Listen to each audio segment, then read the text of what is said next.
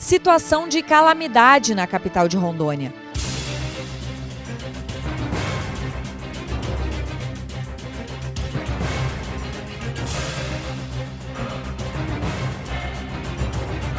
O nível de água do Rio Madeira atingiu 18 metros e 61 centímetros e bateu todos os recordes das enchentes históricas que o estado já registrou.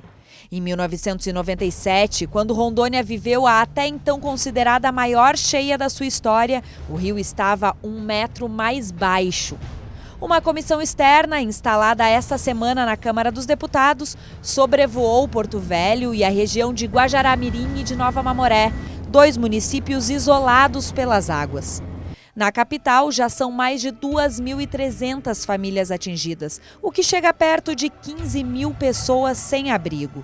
A enchente, que ganha dimensão com o excesso de chuvas na Bolívia, pode ser ainda pior. O reflexo das águas do país vizinho é percebido em Rondônia com 4 dias de diferença. E para esse sábado, a previsão é de chuva torrencial na Bolívia.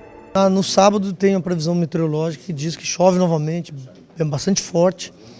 E nós estamos nos preparando exatamente para isso, né? Com 2 abrigos maiores, para que a gente possa dar o suporte a essas famílias e também faça assistência daquelas pessoas que já estão abrigadas. Somente na região ribeirinha da capital, são mais de 300 famílias aguardando resgate.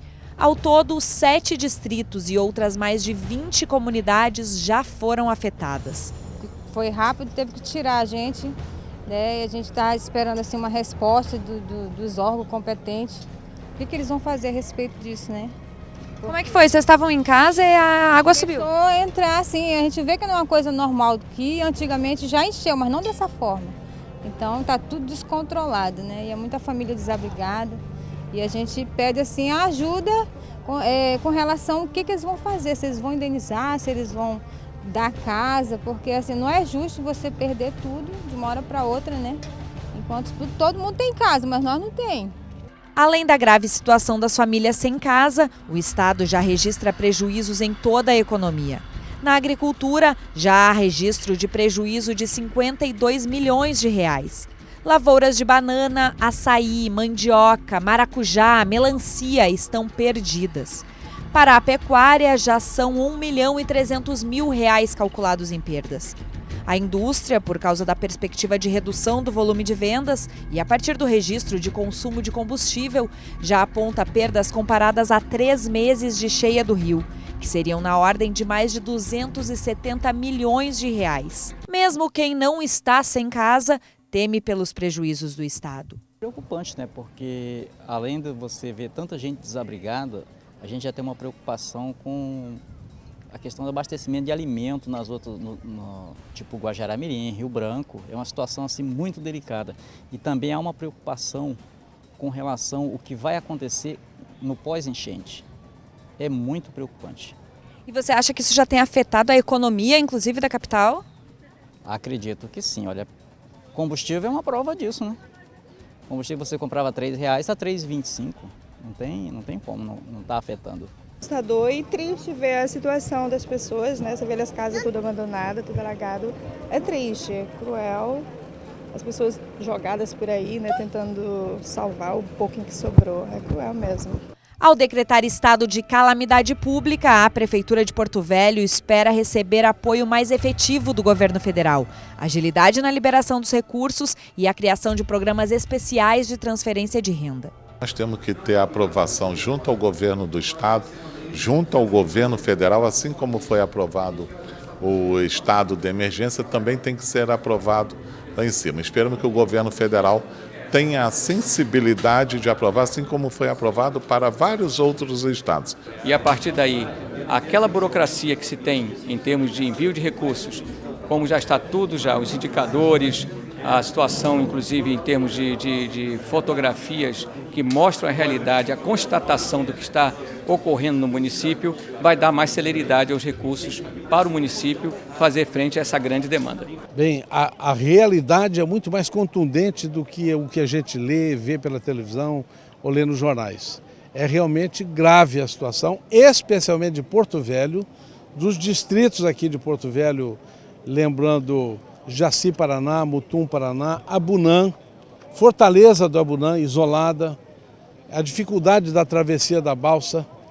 E aqui o chamado Baixo Madeira, todas as comunidades, todos os distritos estão isolados com muita dificuldade. Nós, deputados e senadores que viemos aqui compondo esta comissão, vamos agora promover um relatório circunstanciado de tudo que vimos, e observamos, filmamos, fotografamos e vamos levar, usar a tribuna, que é muito o que a gente pode fazer, e cobrar das autoridades federais aquilo que cabe ao governo federal nessa circunstância muito triste. Temos que ter muita calma, muita paciência e nos preocuparmos com a situação pós-enchente, onde nós vamos ter as famílias querendo voltar para suas casas e não tendo mais, algumas delas, as suas casas para voltar.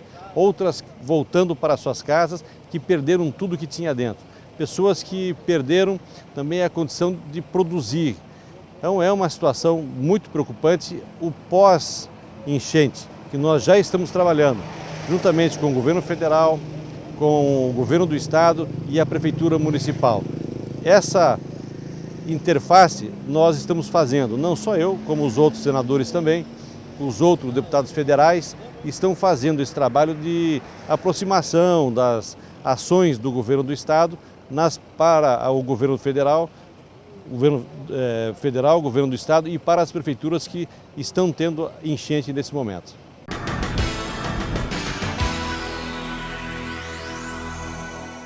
Diferente de Porto Velho, a região oeste do estado não tem áreas submersas pela enchente. Mas cidades como Guajará-Mirim, com decreto de emergência em vigor, estão isoladas, o que altera a rotina de toda a população. As nossas aulas das escolas municipais ainda não se iniciaram por falta de merenda escolar, porque as empresas que ganharam são de outros estados, do município, falta de transporte escolar, porque nossas estradas, do jeito que está, muita chuva, não está dando trafegabilidade, e gás e na merenda nas escolas. Em Guajará-Mirim, onde a comissão de deputados e senadores se reuniu com lideranças políticas e econômicas, os prejuízos no comércio e nos hotéis da cidade já são notados. O prejuízo maior que vai assolar muito a nossa população é o desemprego, a falta de muitos produtos básicos na mesa das pessoas, e nós estamos pedindo socorro para as autoridades autorizarem a abertura da 421, que é uma saída para poder passar mais alimentos por ali. O senhor falou inclusive da situação do setor hoteleiro. O setor hoteleiro está de joelhos. Não temos hóspedes e os funcionários já estão sendo demitidos, já há demissões. Na realidade, nós estamos precisando de estrutura para dar logística para toda a região. Hoje, Guajará-Mirim está suportando as demandas de Nova Mamoré e da Bolívia. Então, aeroporto, alimentação, evacuação de enfermos em estado emergencial é por Guajará-Mirim. Então, nós precisamos de um suporte do governo federal em função dessa demanda. Guajará-Mirim está necessitando, mas os nossos vizinhos estão necessitando muito mais. Então, se nós não tivermos esse retorno imediato do governo federal, nós podemos estar prejudicando diretamente os irmãos que aí estão nessa situação. Além das dificuldades que a gente assiste no nosso entorno, com a questão de pessoas que estão desabrigadas, nós temos a questão do isolamento e do desabastecimento que decorre desse isolamento. A questão da falta de chegada das mesmas carretas que abasteciam Guajará-Mirim em tempos normais, hoje não está acontecendo. E o povo está passando por dificuldades no sentido de prover-se, e isso afeta tanto o ânimo da comunidade como também a questão de saúde. A alternativa para a situação de isolamento da região é a abertura, em caráter emergencial, do trecho da estrada que passa pelo Parque Estadual de Guajará-Mirim. A região aguarda com expectativa essa decisão. O fato de Guajará-Mirim estar isolado é um fator de preocupação para todos nós. Falta aqui mantimentos, falta gasolina, falta gás de cozinha. Então nós precisamos dar uma atenção especial para Guajará-Mirim e também para Nova Mamoré. A alternativa única que nós temos para resolver esse problema nesse momento é a abertura da BR-421.